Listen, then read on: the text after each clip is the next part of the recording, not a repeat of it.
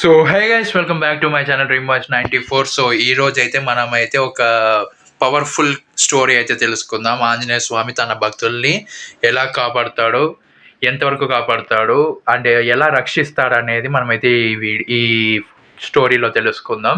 So ఈ story చాలా ఇంట్రెస్టింగ్గా ఉంటుంది. మీరు మాత్రం లాస్ట్ వరకు వినండి, ఎక్కడ స్కిప్ చేయకండి. స్కిప్ చేశారంటే మీరు మిస్ అవుతారు, అర్థం అవ్వదు. సో లాస్ట్ వరకు చూడండి, ఖచ్చితంగా మీరైతే థ్రిల్ ఫీల్ అవుతారు. అదైతే నేను బాగా చెప్పగలను. అది కొంచెం భయంకరంగా కూడా ఉంటుంది. ఎవరైనా చిన్నపిల్లలు ఉంటే కొంచెం జాగ్రత్త. సో ఇంక లేట్ చేయకుండా మనమైతే వీడియోలోకి వెళ్ళిపోదాం, అక్కడ మాట్లాడుకుందాం.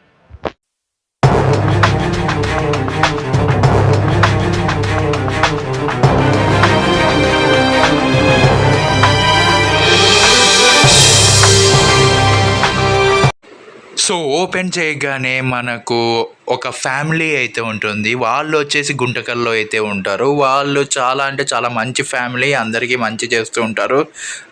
వాళ్ళిద్దరి దంపతులకి ఒక అమ్మాయి అయితే ఉంటుంది, కూతురు.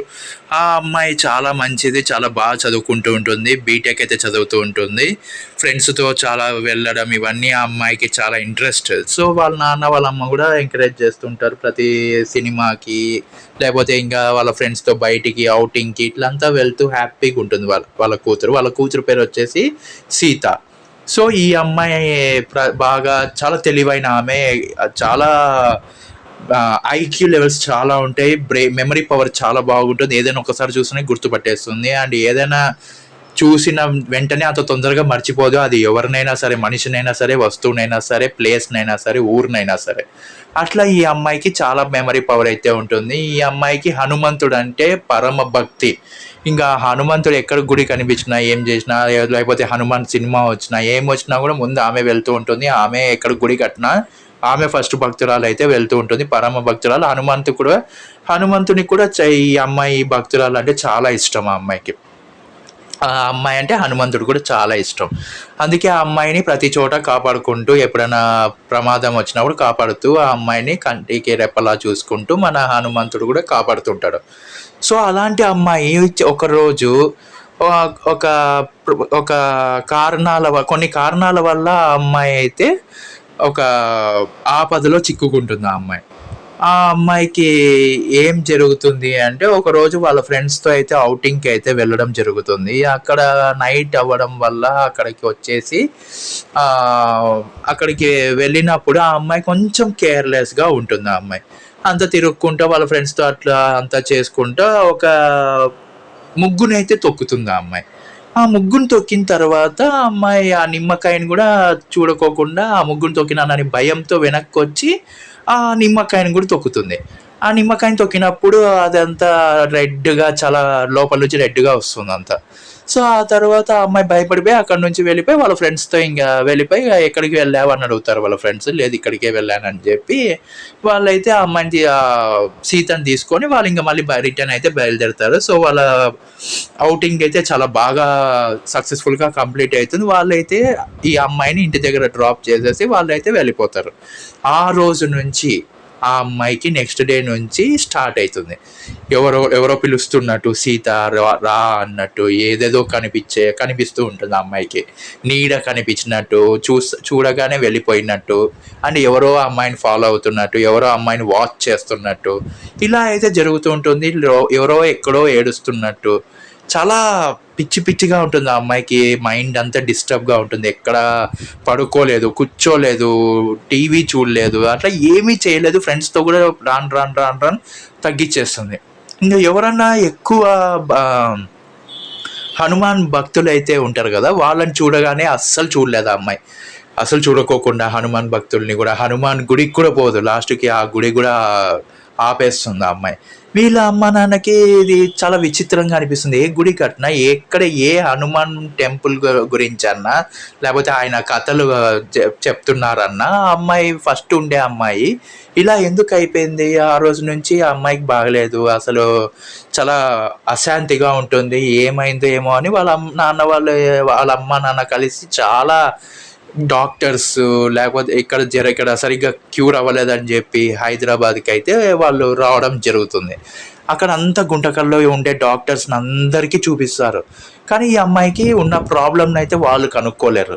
వాళ్ళు లాస్ట్ ఒక డాక్టర్ దగ్గరికి వెళ్ళినప్పుడు ఇదేదో కొంచెం పరిస్థితి చాలా బాగలేదు, మీరు వెంటనే ఉన్న పలంగా హైదరాబాద్కి అయితే వెళ్ళిపోండి, అక్కడే మీ ప్రాబ్లం సాల్వ్ అవుతుంది. కాకపోతే డాక్టర్ దగ్గర తీసుకొని వెళ్ళేకి ముందు హనుమంతుడి గుడికి అయితే తీసుకొని పోండి, అప్పుడు మీకు చాలా ఆ అమ్మాయికి తగ్గే అవకాశాలు చాలా ఉన్నాయి అనగానే కసాపురం పిలిచపోండి అని అతనైతే చెప్తాడు ఆ డాక్టర్. సో ఆ డాక్టర్ చెప్పిన తర్వాత సరే సార్ మా అమ్మాయికి ఎక్కడ నయం అవుతుందంటే అక్కడికే పిలిచబోతాం, మేము ఖచ్చితంగా హనుమాన్ టెంపుల్కి అయితే పిలిచబోతాం, కసాపురంకి అయితే పిలిచబోతాం అని చెప్పి వాళ్ళు చాలా బాధపడతారు అతని దగ్గర. హనుమంతుడు అంటే ప్రాణం సార్, అసలు ఎక్కడ ఆయన కథలు చెప్తున్నారన్న ముందు ఈ అమ్మాయి ఉండేది, మా అమ్మాయి ఉండేది, ఎక్కడ గుడి కట్టినా కూడా ముందు మా అమ్మాయి భక్తురాలుగా వెళ్ళేది, అలాంటిది ఇప్పుడు ఇలా అయ్యింది అంటే ఏమో జరిగిందని మాకైతే భయంగా ఉంది, అమ్మాయి దక్కదేమో అని భయంగా ఉంది మాకైతే. మా అమ్మాయి చేసే పనులు చూస్తుంటే మాకే భయం అవుతుంది, ముందుకు ఎలాగో ఏమో అని వాళ్ళైతే కొంచెం బాధపడతారు. మీ సమస్యలన్నీ ఆ కసాపురంలోనే తీరుతాయి, ఆ హనుమంతుడు మీ అమ్మాయిని ఎప్పటికీ కాపాడుతాడు కాబట్టి ఈసారి కూడా కాపాడుతాడు, ఈసారి కూడా ఆ అమ్మాయిని ఆ కష్టంలో నుంచి బయటికి వేస్తాడు, క్యూర్ చేస్తాడు అని అయితే అతను చెప్తాడు డాక్టర్. సరే అని వాళ్ళు ఇంకా అక్కడికి కసాపురంకి అయితే వెళ్తామని చెప్పి అక్కడ నుంచి అయితే డాక్టర్ దగ్గర నుంచి వస్తారు. ఇంకా కసాపురంకి అయితే నెక్స్ట్ రోజు బయలుదేరాలని వాళ్ళైతే స్టార్ట్ అవుతారు. ఆ తర్వాత ఏమైందో చూద్దాం ఇప్పుడు. సో ఆ తర్వాత వాళ్ళు కార్ అయితే ఎక్కేటప్పుడు ఆ అమ్మాయి అయితే అడుగుతుంది సీత, ఎక్కడికి నాన్న వెళ్తున్నాం అనగానే ఇట్లా వేరే ఊరికి వెళ్తున్నామమ్మా, అక్కడ ఒక డాక్టర్ ఉన్నాడంట, అతనైతే నీకు క్యూర్ చేస్తాడు, అందుకు వెళ్తున్నాం మనం అంటే సరే అని ఆ అమ్మాయి అయితే ఎక్కుతుంది. అప్పటికి ఆ అమ్మాయి ఫేస్ అంతా చాలా భయంకరంగా అయిపోయి తినక నీళ్లు కూడా తాగక అసలు ఆహారమే తీసుకోకుండా అయితే ఉంటుంది, కళ్ళ కింద అంతా డార్క్ సర్కిల్స్ అట్లా అంత భయంగా అమ్మాయికి ఇంకా చాలా చిన్న పాపలాగా అయిపోయి ఆ అమ్మాయి అయితే అట్లా అయిపోయి ఉంటుంది.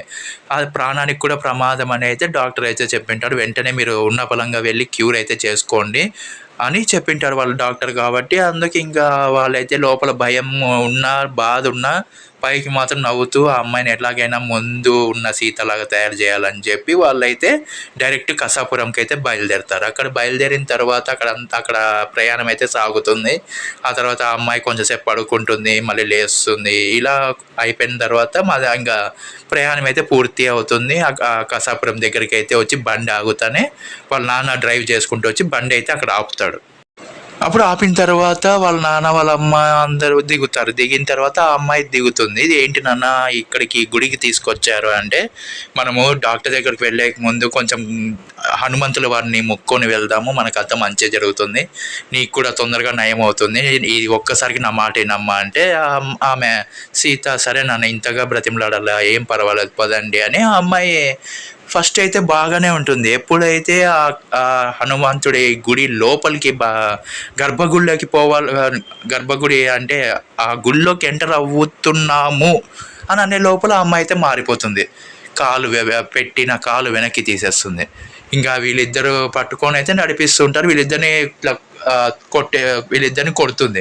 కొట్టగానే వీళ్ళిద్దరు పోయి చాలా దూరం పడతారు, పోయి అంత గట్టిగా తోసేస్తుంది వీళ్ళని, వాళ్ళ అమ్మ నాన్నని.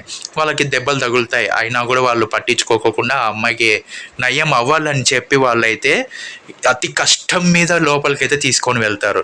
ఆ అమ్మాయి అయితే ఇంకా గట్టిగా అరుచుకుంటా వదలండి చెయ్యండి అని అందరినీ కొట్టుకుంటూ అక్కడ నుంచి తప్పించుకొని ఆ భక్తులు నిలబడిన చోటుకి అంతా వాళ్ళని దొబ్బుకుంటా బయటికి పోవాలని చూస్తుంది. కానీ అక్కడ ఉన్న కసాపురంలో ఉన్న ఒక పెద్ద పూజారి వచ్చేసి ఆ అమ్మాయికి బయటికి పోనీకోకుండా అతను ఆ గ్రిల్స్ అంటే ఆ గుడి బయట నిలబడి ఉంటాడు, ఈ అమ్మాయి లోపలైతే నిలబడి ఉంటుంది కాబట్టి ఆ బయటికి పారిపోకుండా అక్కడైతే హనుమంతుడి కుంకం అయితే తీసి ఆ అమ్మాయి మీద చల్లుతాడు.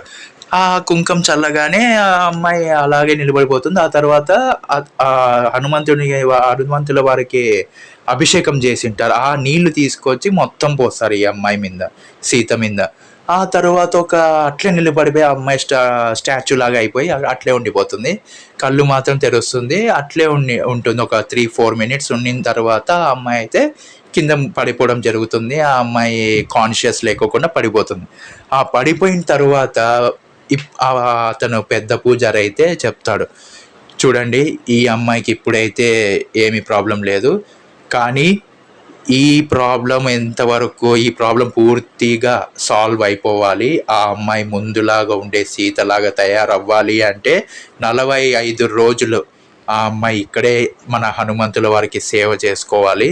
అలా చేసుకుంటే చివరి 45వ రోజు ఆ అమ్మాయికి కలలో మన హనుమంతుల వారు కనిపించి, నీకంతా పూర్తయింది, నువ్వు చల్లగా ఉంటావు ఇప్పటి నుంచి, నీకే ప్రాబ్లం ఉండదు, నీకే సమస్య రాదు, నీ వెనక నేనున్నాను, నీలో ఉన్న ఆ చెడు శక్తిని నేనైతే బయటికైతే తరిమి కొట్టాను, ఇంకా నీకు ఏ సమస్య ఉండదు, నీకు కొండంత ధైర్యంగా నేనైతే ఉంటాను, నువ్వేమీ టెన్షన్ పడుకోకుండా, నువ్వేం బాధపడుకోకుండా నా నా నామాన్ని, నా నామధేయాన్ని నువ్వు ఎప్పుడు స్మరించుకుంటూ ముందడుగెయ్యి అని హనుమంతుల వారు కలలోకి వచ్చి చెప్తారు.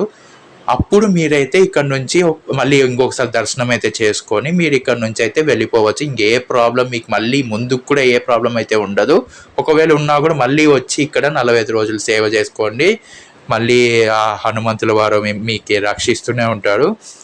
అంతకుముందు మీరు 45వ రోజు మీకు కలలో కనిపించిన తర్వాత, అంతా చెప్పిన తర్వాత మీరు వెళ్ళిపోయేటప్పుడు నేను ఒక హనుమంతుల వారి విగ్రహం అయితే ఇస్తాను, అది మీ ఇంటి ముందర పెట్టుకోండి, అంతా మంచిగా జరుగుతుంది, ఏ చెడు దృష్టి పడదు, ఆయన ఉన్నంత వరకు జాగ్రత్త అని చెప్పి అలా చెప్పి అతను పెద్ద పూజారి అయితే ఈ అమ్మాయిని రూమ్కి తీసుకుపోండి అని చెప్పి ఆ అమ్మాయిని మిగతా వాళ్ళంతా తీసుకొని, ఇంకా మిగతా పూజారులు ఉంటారు కదా, వాళ్ళందరూ పట్టుకొని ఆ అమ్మాయిని అయితే తీసుకొని పోతారు. వీళ్ళు కూడా వెనకలే వెళ్తారు.